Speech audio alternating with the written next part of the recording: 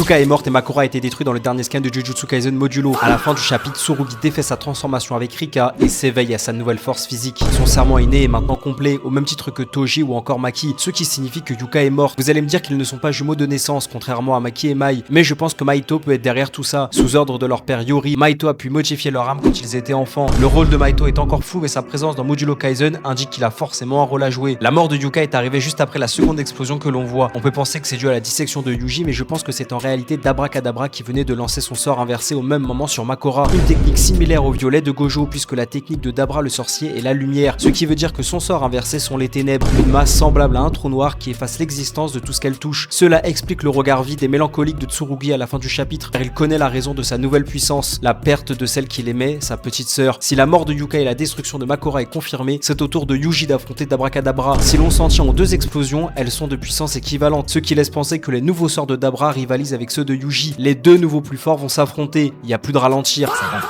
Rejoignez mon Discord, ça parle de JJK tous les jours et abonnez-vous au Rush le JK Inch'Allah. Barakallahu fikum la team.